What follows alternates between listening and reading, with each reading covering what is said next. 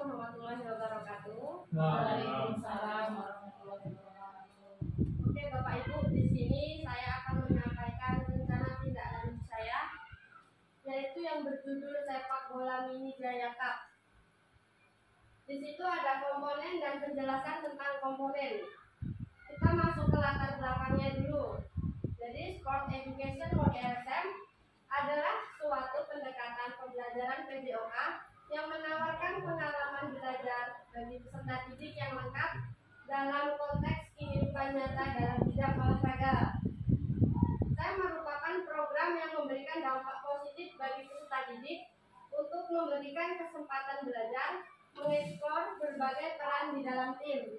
Adapun peran yang dapat diterapkan pada SEM yaitu sesuai dengan minat dan kemampuan peserta didik, seperti menjadi pemain, pelatih, wasit, dan pencatat skor, komentator pertandingan, hakim garis, dan panitia penyelenggara. Kegiatan SEM ini bertujuan memberikan kesempatan kepada peserta didik mempelajari taktik, strategi, peraturan, keterampilan, kerjasama, dan tanggung jawab melalui peran yang dipilih sesuai dengan kemampuan atau minatnya.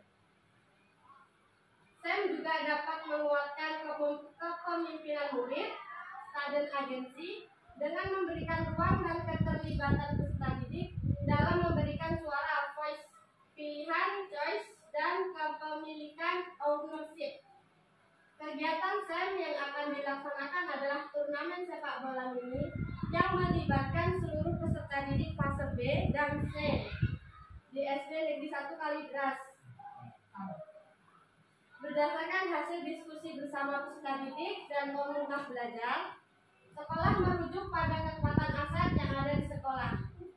Berdasarkan identifikasi aset yang ada di sekolah dapat dioptimalkan diantaranya aset manusia, aset sosial, aset politik, aset agama dan budaya, aset fisik, aset lingkungan atau alam, dan aset finansial dalam mendukung kegiatan kolaborasi pembelajaran PJOK berbasis proyek dengan menerapkan model SEM pada turnamen sepak bola ini.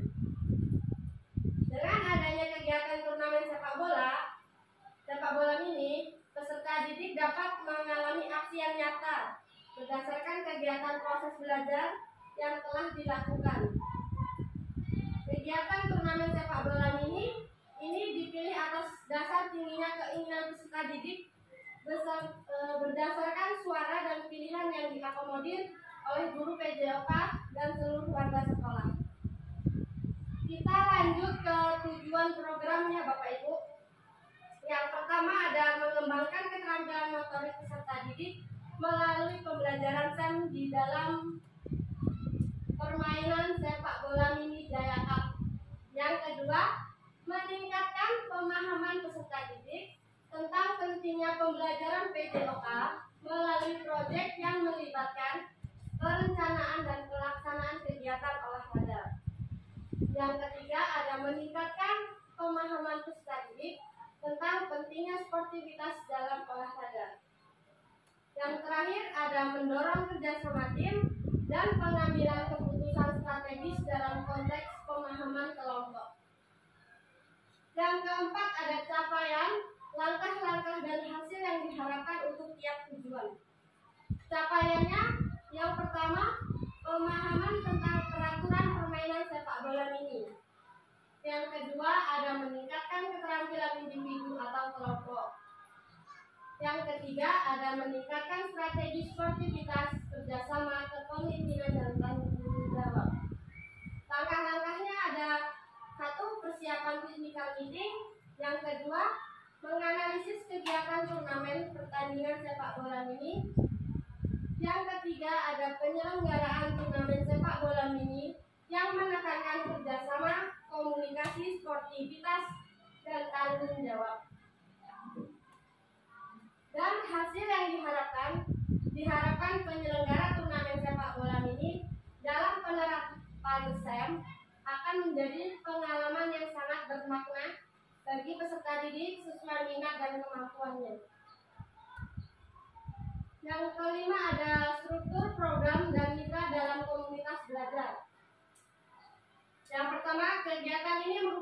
sebuah program kegiatan kokurikuler di sekolah, di mana kegiatan pembelajaran dilakukan di luar kelas untuk memperdalam mata pelajaran yang telah dipelajari dalam kegiatan intrakurikuler.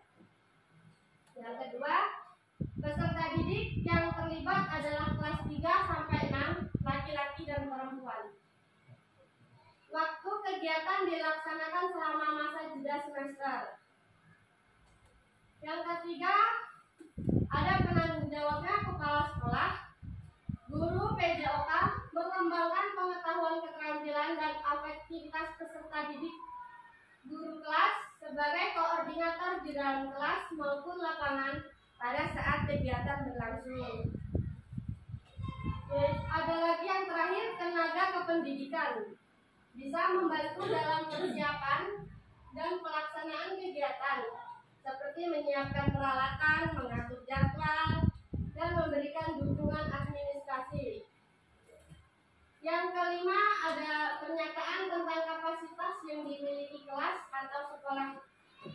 Yang pertama, sekolah memiliki kepala sekolah, guru, dan tenaga kependidikan yang profesional sesuai dengan kualifikasi akademiknya. Yang kedua, peserta didik kelas 3 sampai 6. Yang ketiga, sekolah memiliki lapangan olahraga. Yang keempat, sarana dan prasarana. Rencana evaluasi. Yang pertama, umpan balik dari peserta didik, pengalaman dari pembelajaran STEM. Yang kedua, evaluasi kinerja dalam kelompok. Yang ketiga, refleksi dari guru. Yang keempat, penilaian formatif, semua latihan dan pembelajaran guna memberikan umpan balik. Yang kedelapan, ada kemungkinan tantangan yang sulit dihadapi. Yang pertama, pengelolaan waktu jadwal yang padat akan mempengaruhi kegiatan. Yang kedua, faktor alam atau cuaca, karena kegiatan akan dilakukan di luar ruangan atau di area terbuka. Yang terakhir, ada manajemen tim, perbedaan tingkat kemampuan peserta didik dan sikap sosial. Itulah paparan rencana tindak lanjut yang saya buat. Sekian dari saya. Wassalamualaikum warahmatullahi wabarakatuh.